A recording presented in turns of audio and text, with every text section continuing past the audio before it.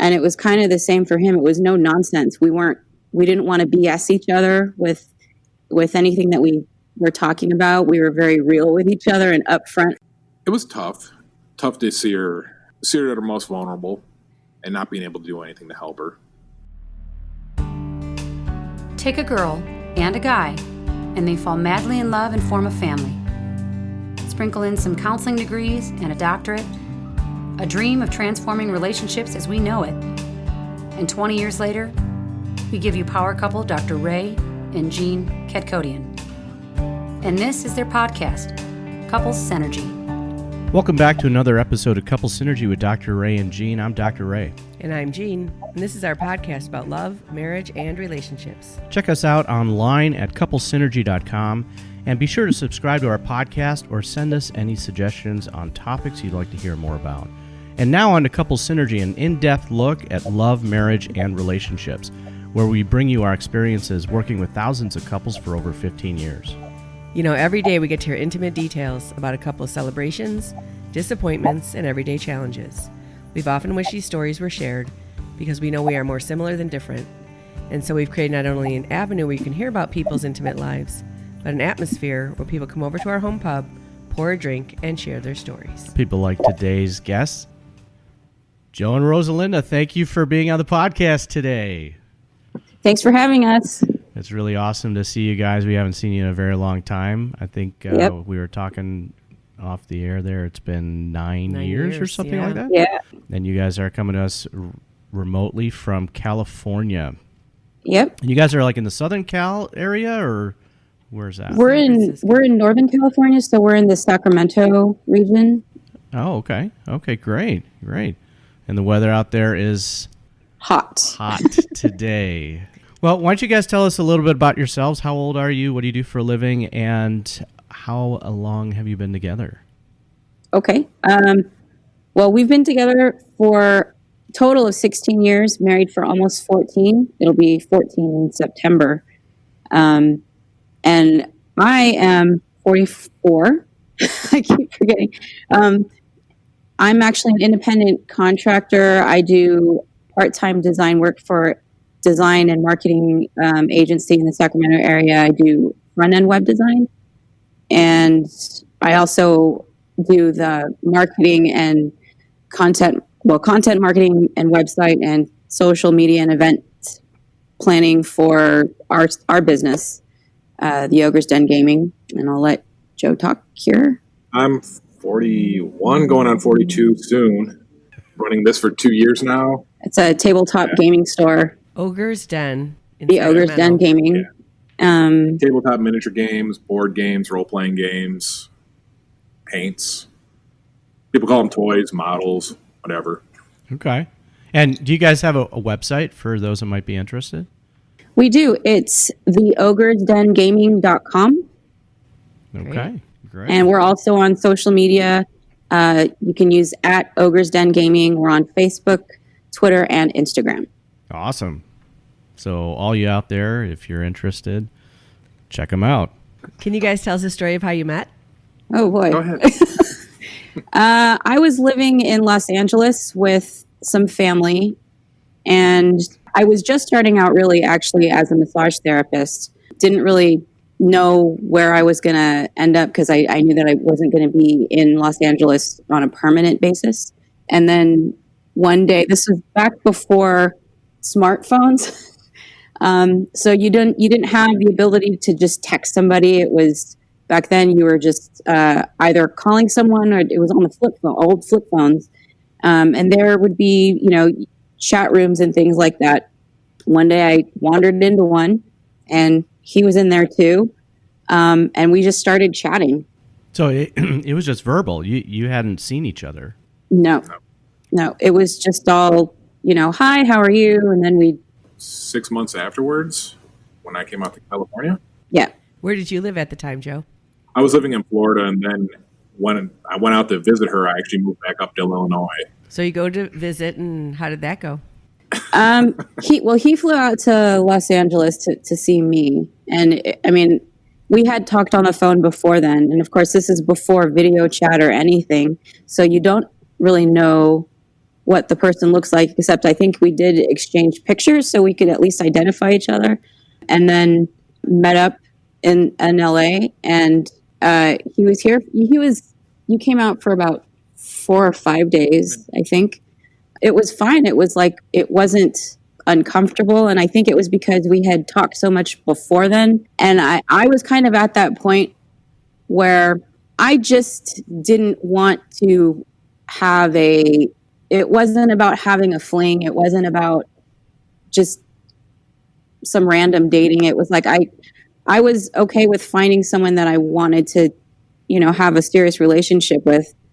And it was kind of the same for him. It was no nonsense. We didn't want to BS each other with anything that we were talking about. We were very real with each other and upfront about things. So when we did meet in person, it was like, okay, you're exactly the person that I've been talking to, and your personality is what I was expecting. And so it wasn't like a surprise, or it wasn't anything weird. It was like, yeah, we've been talking for a while, and this is perfectly comfortable.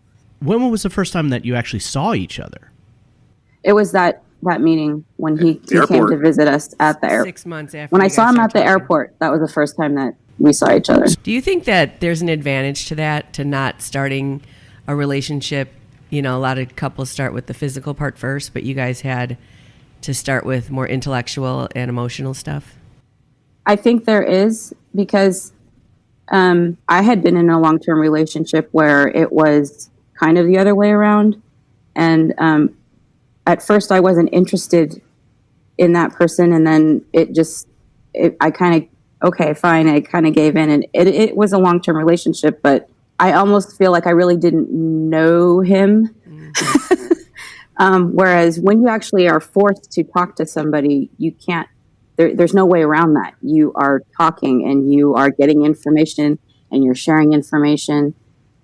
So I think, yeah, there is an advantage to just getting to know someone purely without having that sort of contact. And I know some people they find that very bizarre.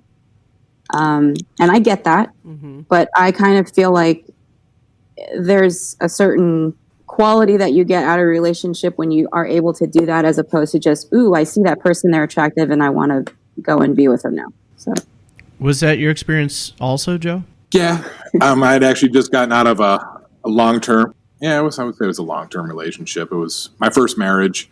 Things were actually started off with that one as just being a physical relationship, and as time went on, we were beginning to figure each other out more and more, and realizing that things just weren't what we thought they would have been. So what happens after your first meeting? How long was that? And then what happens from there? He was here for about 4 or 5 days. It was about 4 or 5 days. And actually, consequently, when he was out here, I was in LA, but my immediate family lives up in the Bay Area. So we'd go up to the Bay Area, and he met my family the same week that I met him in person for the first time. Yeah. Wow, that's pretty quick. And then a few months later, I flew out to Chicago and I met his family. We did that, and then he ended up he was going into the Army. You had already enlisted. You knew that you were shipping out, is that? Yeah. And did you know that, Rosalinda? Did you? Yeah. I don't remember. I think he had mentioned it, and I didn't. It wasn't something that. It wasn't a factor, I guess. I don't know. I mean, it was. I, of course, didn't know where he was going to end up. I didn't know where we were going to end up, if it was going to turn into anything really seriously long term. But it felt like that was the way it was going. So I was okay with that. How did your families respond? Or what was the... this is going to be good. Yeah. I mean, obviously you show up, with this person that you just met. Right. What was their Across reaction? the country. Cordial. Mechanical. Yeah. I mean, of course, they're going to be a little bit cautious and wary of this complete stranger. This potential serial killer. Right. And at the time, it was, for my family, especially, it was a little difficult because we had just lost my mom that summer. So it was very soon after that. So there were a lot of emotions a lot of things going on just within the family, just from that, just coming off of that. And so it was a little bit tough because how am I supposed to convince him that he's, not crazy or not, because I had only known him for so long too. And had only met him just then. So were you concerned also, or just your family? Did you also have concerns about him or just your family? That's the thing is I didn't, because we had talked and just, I can tell when someone's lying as far as like not just the energy that they give off, they're or genuine, what they say. And he wasn't doing that. That's why I felt comfortable with it. And it was hard for me to convey that to my family, that he's not terrible. Joe, were you concerned that she was a serial killer? And just for the record, neither one of you are serial killers, as far as we know of. No, I wasn't too concerned about it. It was, I don't know. When I first finally met her in person, it was kind of a relief that she wasn't. But no, it's. What did you first think when you saw her? Thank God it's a person in a picture. Oh, yeah. It could have been like a catfish or something, right? Yeah, exactly. Could have been anybody. Yeah. I don't think that word existed back then. So what was it about the other person that you fell in love with? Honesty, being able to just be truthful and candid. And if I asked a question, he answered it. Well, let's see. Her charming disposition. She's such a sweetheart at times. There wasn't too much that I didn't fall in love with about her, and that I still, to this day, will say that I love about her. Even when she gets upset and angry, it's still something that I can sit there and smile and say, yep, that's exactly why I love you. Oh. Mm-hmm. So you joined the Army, and are you guys still separate at this point? Yeah, I was still living in LA. And when he went off, he went to basic training in Missouri. This was again the time before smartphones, so you couldn't just send a picture, or you couldn't just text something, or even then he wouldn't have had his phone. So we did a lot of letter writing. Yeah. Wow. And we still have those letters. Yeah. Awesome. Old-fashioned snail mail. Yes. Yep. And I remember when he was in basic, I would send him a letter almost every day, if not every other day. Yeah. Wow. And you were still in California at that time? Yeah. Okay. So then, how long basic training, and then how long afterwards did you guys see each other? Well, right after graduation from basic, she came down with my parents. And then that was the last time until May or June when he came out to Arizona. Yeah, he went to his advanced training in Arizona. So the whole time that he was there, I would actually fly out on, certain weekends to go see him. And whenever he would be able to get away from the base, then we'd go and, well, there wasn't much to do in that little town, but go to the movies, go get something to eat. Well, we did. We also did go to places like Tombstone. Oh, right, yeah, because this was in the southern part of Arizona. So I've been to Tombstone. That's fun. Yeah. What's interesting is you guys meet through what back then was modern technology, but then you have like this old school romance. Yes. With letter writing, and that's cool. Yep. So then what happens after that? On one occasion, when I went out to see him in Arizona, it was actually my birthday. Yes, it was my birthday. And he proposed. Oh, let's hear that Wow. story. Yeah. So how long into the relationship is this now? This is now 7 months. 7 months. Okay. So 7 months into the relationship, Joe, you decide, I'm going to propose to this one. Yes. Okay. How did you come to that decision? It was a feeling. It was if she's willing to put up with what's going on right now, there's not much she wouldn't be able to handle. And just a constant long term of traveling back and forth and not being able to see each other all the time. The dedication. Did you ask her father? No, that kind of caused a little bit of rift. In all honesty, there really wasn't much of a relationship between me and her father. Her father wasn't 100% keen on me. Is there a particular reason why? Oh, because, well, with my family, it was because they just didn't know him. And they're a little bit more, I don't want to say super traditional, but traditional in the sense that, you know, you meet a guy, the family needs to get to know him and be around him and know who he is and know about him more over time, and then maybe get married. And with me, it was not that way. And unfortunately, or I shouldn't say unfortunately, that's just how I've been. I've never done anything really terribly conventional since college. Was ethnicity an issue at all? Was that? What no, ethnicities are you guys? Because they can't see you. What's that? What ethnicities are you guys? Because they can't see you. Oh, right. I'm Filipino. And I'm white. And 100% Filipino? Yes. Okay. So in our family, though, it wasn't that big of a deal because the guy that I had dated long term in college, he was also white, and everybody thought that we were going to get married, and that was because we had the traditional college sweetheart sort of relationship. He would come over for holidays and things like that. Everybody knew him, and that was kind of the way that, quote unquote, it's supposed to be. And when I brought Joe into my life, it wasn't like that. And so we did have a bit of a struggle. Did your family have any concerns, Joe? I think their main concern probably was that because previously being married and everything, they didn't want to see me fall into the same trap again. Mm-hmm.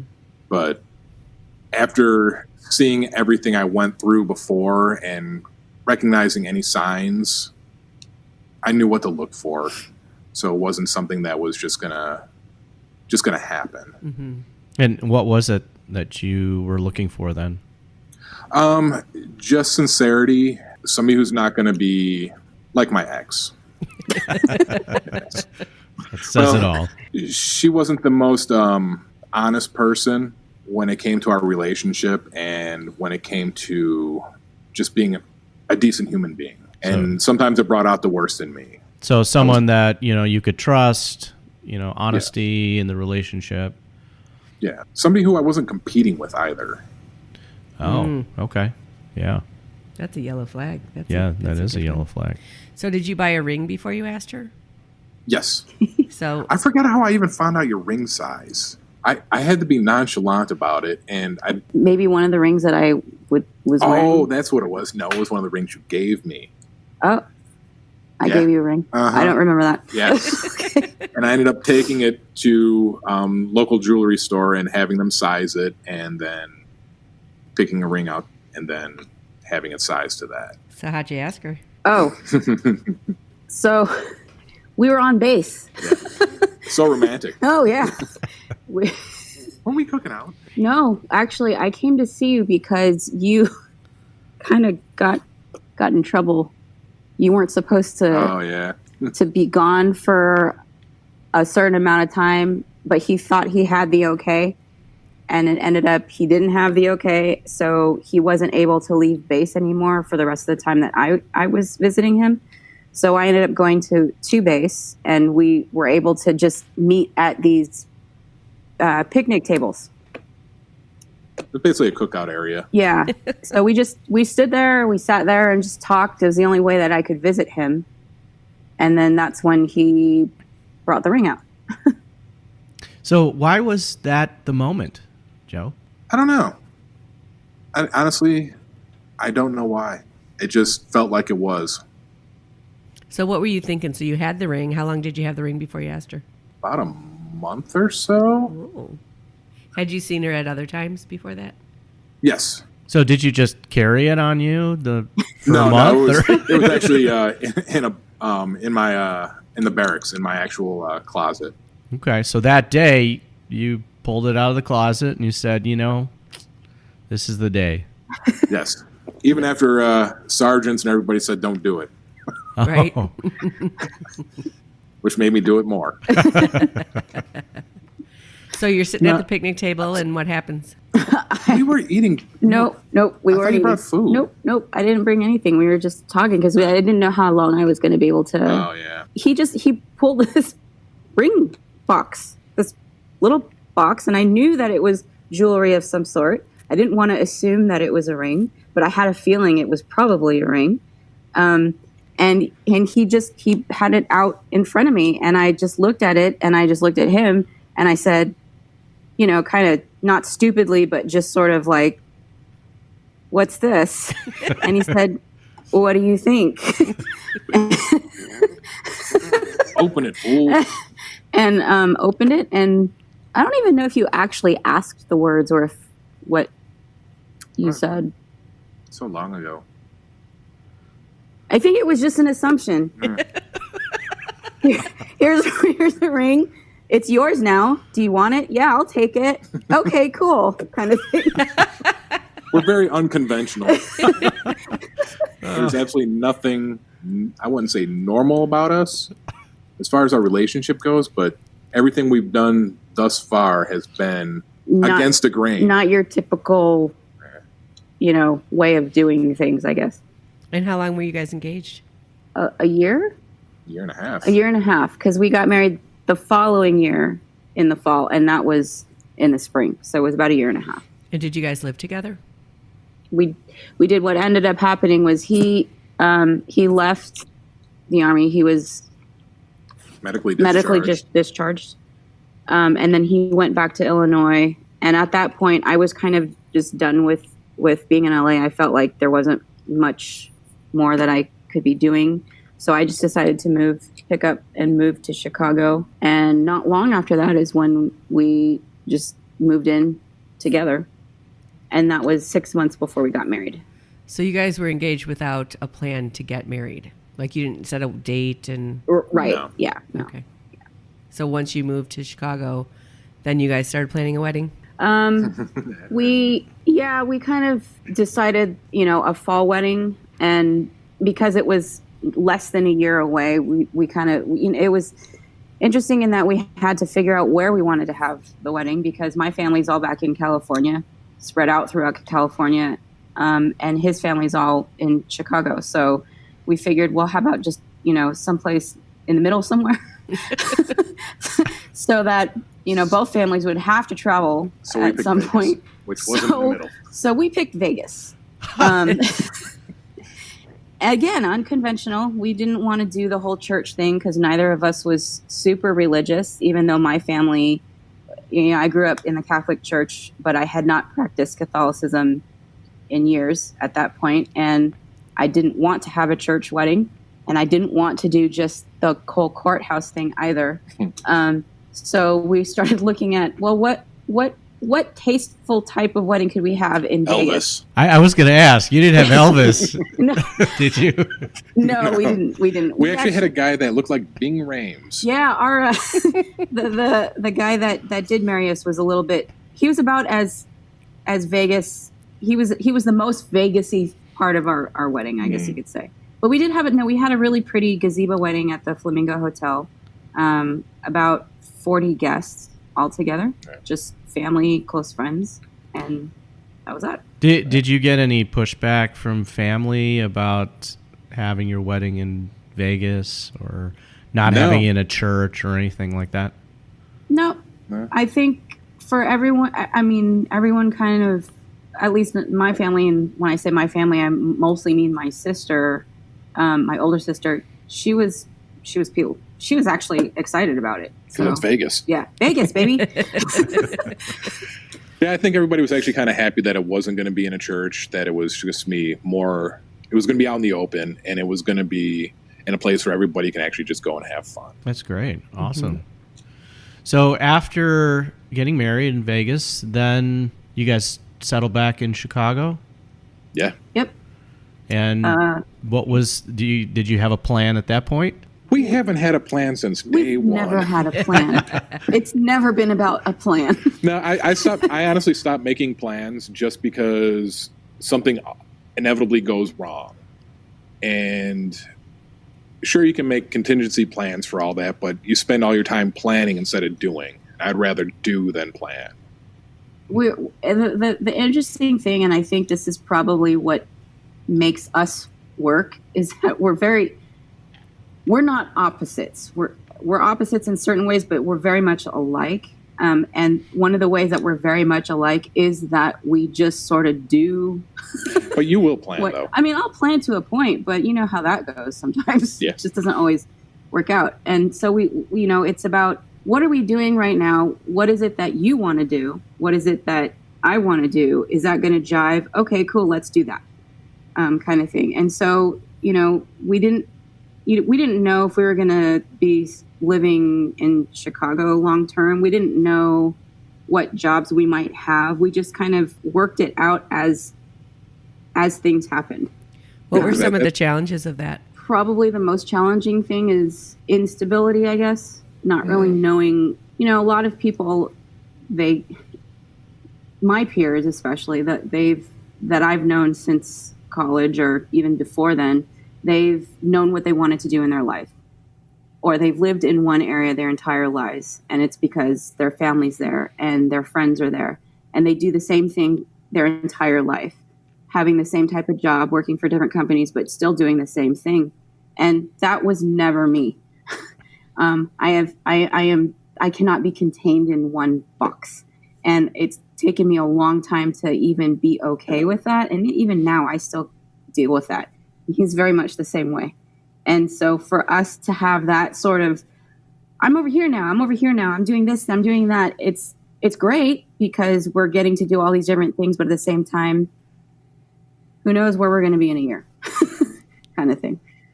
Well, I guess that would be, really helpful to have a partner that's like that also, because, I mean, if you were like that and wanting to try new things, but your partner was a lot more kind of consistent and wanting to be conservative, that would cause a lot of strain in the relationship. And right. The fact that you guys are kind of both flexible in that way, it allows you to be kind of like tumbleweeds, right? And kind of move from place to place and do different things, be jacks of all trade.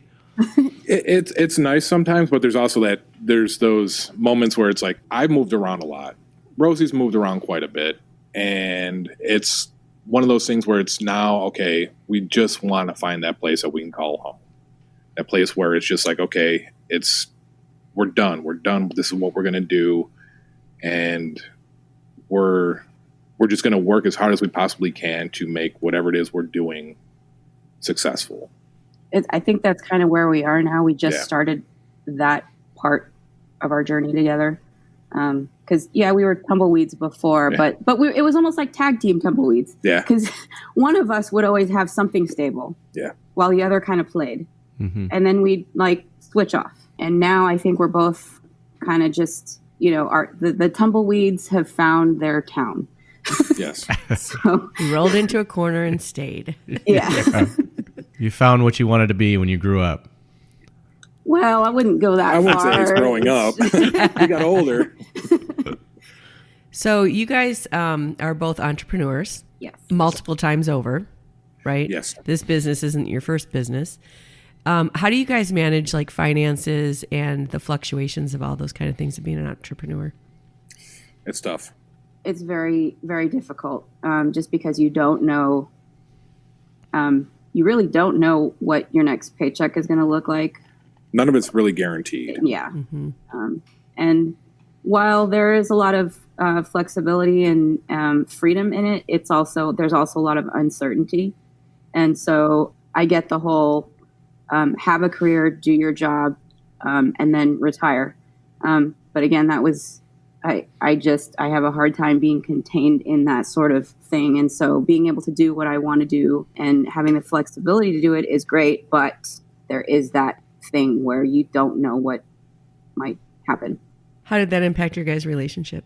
It's been a little bit, I wouldn't say our relationship's been bumpy. It's just we both felt the pressure and the stress. Yeah. Mm-hmm. We've done our best not to take it out on each other and cause any type of rift that will destroy what we've done so far. And so has conflict evolved over time No, and how you guys handle conflict together? I can remember last time we've actually fought. I think we may have had like one or two, but even then it wasn't detrimental. It wasn't, we're able to work through whatever things we were going through. And we still do. I mean, I'll go through my periods where I might not feel like talking about something, or I'll hold it in. He does the same thing. But then eventually we let it out, and then we work through that.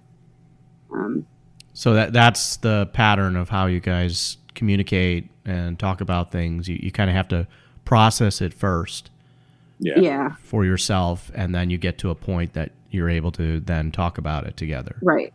Yeah. And at one point we actually did, we did go into couples counseling. Well, it was me initially because there were issues just still dealing with my mom's death years after, things that came out from that. Then it ended up being better that he came to those sessions with me. And then we were able to talk about certain things and bits of our relationship that my dealing with my mom's death would spill into things between me and him. So, and that really helped, and that brought us closer as well. What was that time like for you, Joe? It was tough to see her at her most vulnerable and not being able to do anything to help her. Yeah. So were you able to kind of learn how to be there for her through the counseling? Yeah, it was pretty much, it was more of just not saying anything and just letting her go through what she was going through and listening to her. Mm-hmm. It's amazing how much of an impact that is. You know, you think that you can help someone magically or fix it, and you can't. And just by listening, it starts that emotional first aid type of process that helps the person heal. Yeah. Right. Yeah. Most couples that come and see us or start seeing us, typically it is the woman who is driving that, right? But through the process, a lot of the guys, they kind of learn how to approach their wife in a different way, right? Because you only know what you know, right? Yeah. So if you're taught new skills and new approaches on how to communicate, it opens up the door for a lot more closeness. Right. So it sounds like you were able to find that. Yeah, I think, the biggest thing that we learned was, what is it that I need what is it that I guess, how is it the easiest way for me to talk about something that's bugging me and why I do the things that I do? Because I won't initially come out and say something. It takes me a while. I have to be in my head for a bit and think about it. And he's the type of person that just tell me now, just what is going on. And for a long time, we didn't understand that sort of dynamic. Like, he couldn't understand why I couldn't just tell him. And I couldn't understand why he couldn't just wait for me to be ready to say something. And finally, that's one of the things that we learned when we did bring it up in one of our sessions. Once that came out in the clear, it was like, oh, okay, this is how we do it now.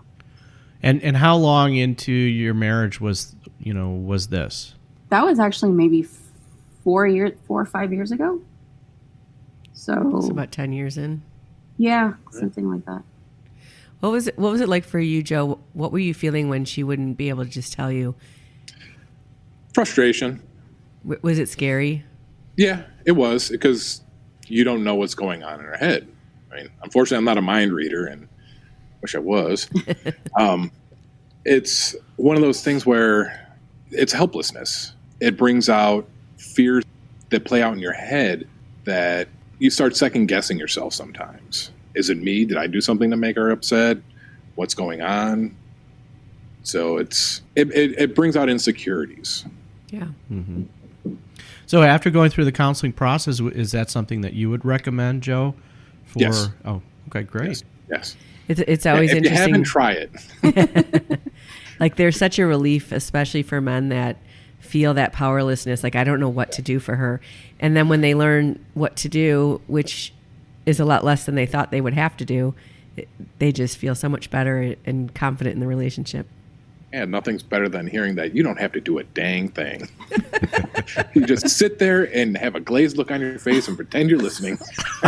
Well, you're not supposed to admit that. Oh, wait. So how did you guys deal with the topic of children?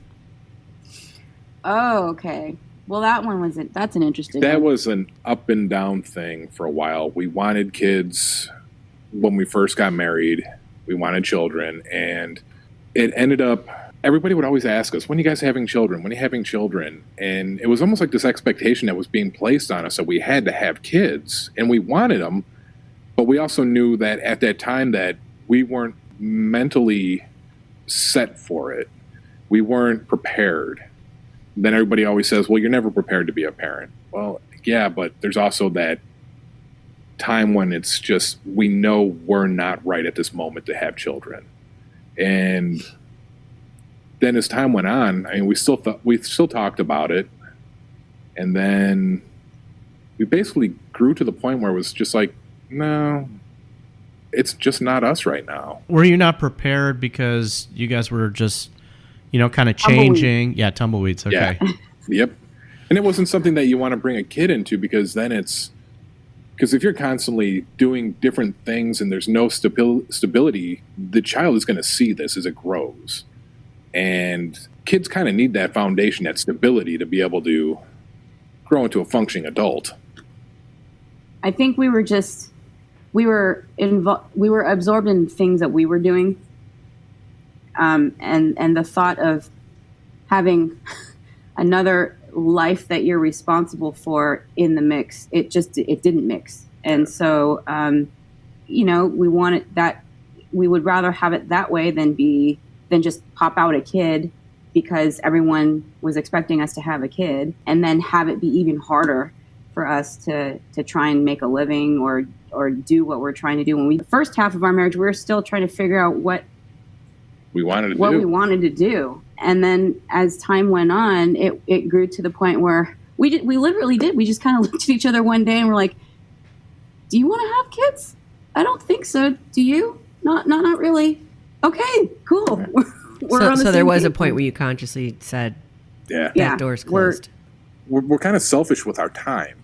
We want the time for us to be able to spend time with each other uninterrupted, because we know that half the time when we're doing other things, I'm gone upwards of 12 hours a day at the store. And I'll see Rosie in passing sometimes at night, or she'll stop by the store for a little while. But if we had a child, obviously we wouldn't be able to do what we're doing now. And things would probably look different as far as the actual outcome of what we're doing. So we wouldn't have been able to open a store. We wouldn't be able to go and do the things we've done, traveling around a little bit and moving from the Midwest to the West Coast. So you guys are both feel good about your decisions? Yeah. Especially when we walk past neighbors and we hear the babies crying. No.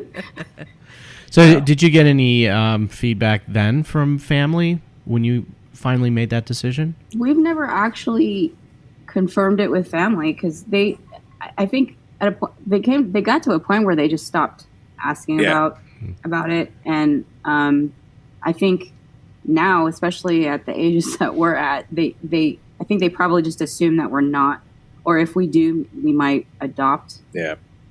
We talked about that also. Yeah. That's not completely out of the question, but I mean, as far as having a family, we're not going down that road. I want to change diapers. Yeah, it's really funny is that we interviewed a good friend of mine. He's I knew him since first grade, and so he's 47, and they had gotten to a point that they decided, well, we're not having kids. I guess it's not going to happen, and they just had a baby. Oh, boy. Geez. And she's 39 or 40. Okay. And Right. he's 47. Right. So And they had an oops. they've started over, right? Like 2 weeks ago. Right. Oh, boy. wow. Yeah.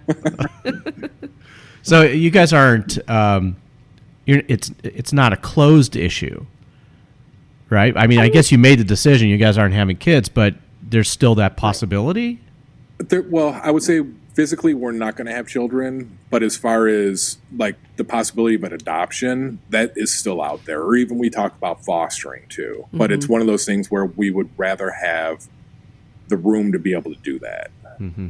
It's not something that it's like we would do right now because, once again, you throw a child into the mix with what we're doing and how busy we are. We barely have enough time for each other to be able to throw a child into the mix, and it just wouldn't be fair. Mm-hmm. So how do you guys balance that quality time with each other then? Oh, it's difficult. Yeah. I mean, we started the business 2 years ago, and really it's his dream that I supported from the beginning because he was unhappy, and I didn't want to see him go down that unhappy road because I knew it was just going to get ugly. And he had always dreamed about this kind of business for himself. And so there was an opportunity and he took it, and I knew it was probably going to be challenging because of the time that he would need to be here. We don't have any employees. It's just him and me running the business. So I know you guys know how that works. Right. A little bit. So it's hard because he is gone all day. And sometimes if I have to go into my job, because I work from home most of the time, then that's fine. But if I'm at home, I'm taking care of our dogs, the household, I'm doing my work, and then I'm doing work for here. It's hard because you don't get to see him unless I come here. But that's not exactly quality time because, we have customers and business to run. So it's not like, we can just hang out. It's still a business setting. So we do have Mondays. Mondays we're closed. So we'll go and try and do things on Mondays or whenever we can fit something in, we will. But it is hard. So what is it about the other person? What do they do that they love you? She wakes up next to me in bed every day. That's all it takes. Yep. He doesn't pass judgment or make obscene expectations on myself or our relationship. So there's never pressure to feel like I've got to do something or I've got to be a certain way, because he knows that I'm going to do what I'm going to do, but he'll also make sure to stop me if something doesn't seem right.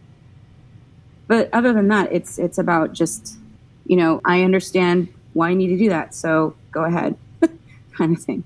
So, Joe and Rosalinda, we really want to thank you so much for being on the podcast today. It has been quite a pleasure speaking with you guys again after so long. It has been a while. Human beings have been sharing their stories for thousands of years to grow and to heal and to bond. And we hope that by you guys sharing your story, it's enriched your relationship and the relationship of our listeners. Yes. Thank you for having us. Thanks for having us. For all you listening, please subscribe to our podcast and please leave a review. If you have any questions, comments, or topic suggestions, please email us at contact@couplessynergy.com.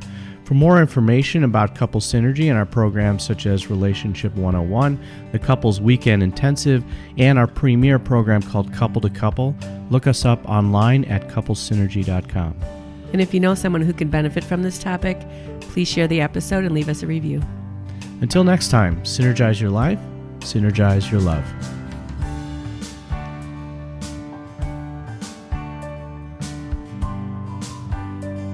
You have been listening to Couple Synergy with Dr. Ray and Jean Ketkodian. Couple Synergy was recorded, edited, and produced by Dr. Ray and Jean Ketkodian. Voiceover and music entitled Breathe and Let Go was recorded and composed by Gina Gonzalez.